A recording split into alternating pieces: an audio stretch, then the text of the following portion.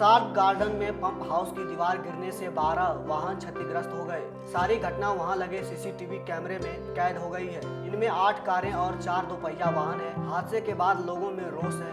RWA पदाधिकारियों का आरोप है कि दिल्ली जल बोर्ड की लापरवाही से हादसा हुआ है। वर्षों से दीवार जर्जर थी, उसकी मरम्मत नहीं कराई जा रही थी। उधर जल बोर्ड के अधिकारियों ने आरोप को निराधार बताते हुए कहा कि यह दीवार उनकी नहीं थी। दिलशाद गार्डन की C ब्लॉक में गेट नंबर 1 के पास करीब 3 बजे पंप हाउस की दीवार अचानक गिर गई। सारी घटना वहां लगे सीसीटीवी कैमरे में कैद हो गई है। इस दीवार के पास लोगों ने कारें और दोपहिया वाहन खड़े किए हुए थे। दीवार गिरने के कारण कई वाहनों के शीशे टूट गए और कुछ बुरी तरह से क्षतिग्रस्त हो गई। स्थानीय नागरिक अमरीश कौशिक ने बताया कि उनकी एक कार पूरी तरह क्षतिग्रस्त हो गई है, जबकि दूसरी कार को भी नुकसान पहुंचा है। उनका कहना है कि जल बोर्ड के पंप हाउस दीवार वर्षों से जर्जर थी, लेकिन उसे ठीक नहीं कराया जा रहा था। उन्होंने बताया कि यह घटना सीसीटीवी कैमरे में रिकॉर्ड हुई है। 7 इसमें कार थी और 5 टू व्हीकल थे, जिसमें सबका तकरीबन लाखों का नुकसान हुआ है।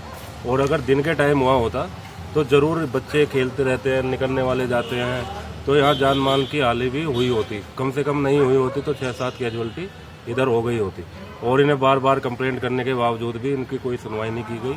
बार बार इनको हमेशा लेटर के थ्रू भी प्रॉपर चैनल से इनको शिकायतें दी गई।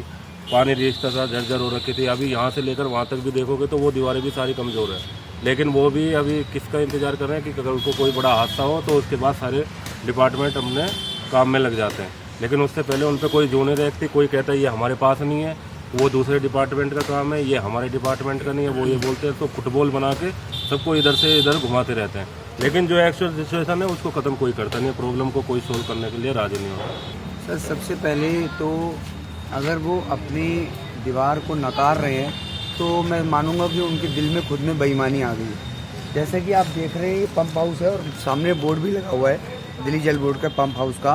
तो इससे ज़्यादा कहते हैं कि प्रत्यक्ष को प्रमाण की आवश्यकता नहीं होती है। तो जो चीज़ दिख रही है उसको कैसे आप डिनाई कर सकते हो। ये पहले पूरा के पूरा एक ये स्कूल है।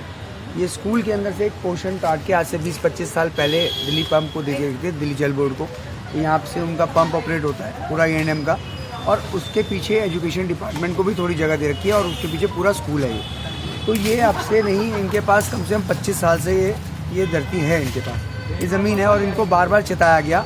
हम लोगों ने अपने पूरे ब्लॉक की पेरिफेरल वॉल्स के लिए, जो यहाँ के हमारे माननीय विधायक जी हैं राजेंद्रपाल गौतम जी, जो कि मंत्री भी हैं दिल्ली सरकार के अंदर, हमने उनसे पर्सनल मुलाकात भी करी है और उनको 1 नहीं 2 नहीं 3 रिमाइंडर भी दे चुके हैं हम लोग कि हमारे यहाँ की जो पेरिफेरल वॉल्स हैं एज वेल एज ये वाली वॉल भी ये सारी जर्जर हो रही है, और आप इसको कृपया करके जल्दी से जल्दी इसको मेंटेनेंस कराएं इसकी और रिपेयर कराएं, और जहाँ पे ज़रूरत है वहाँ पे वॉल को दोबारा से बना के ऊंचा किया जाए।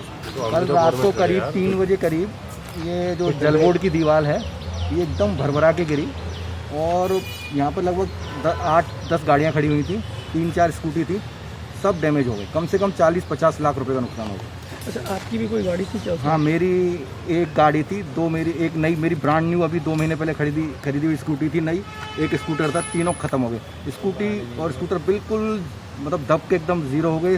गाड़ी की हालत बहुत ख़राब, तीनों। और लोगों की भी गाड़ियाँ, सबकी नई एक नेक्सॉन थी, एक नई क्रेटा थी, एसेंट थी, सब गाड़ियाँ ख़त्म हो गई। मेरी एक यहाँ पे गाड़ी खड़ी थी जिसके ऊपर पूरा मलबा गिर गया है, पूरी दब गई थी, और एक बाइक थी वो भी पूरी ख़त्म हो गई है। अच्छा, कैसे पता लगा आपको कि किसने सूचना दी कि गाड़ी दब गई है? मैं रात में लेट ही सोया था, लेकिन जैसे ही आवाज़ आई, इतनी ज़ोर से आवाज़ थी, मैं ऊपर रहता हूँ, तो तुरंत आगे देखा। ऐसा लगा नहीं कि किसी और वजह से गिरी है, तो सिंपल सी बात है कि दीवार इतनी कमज़ोर हो गई थी, वही वजह है रात में 3 बजे गिरने की।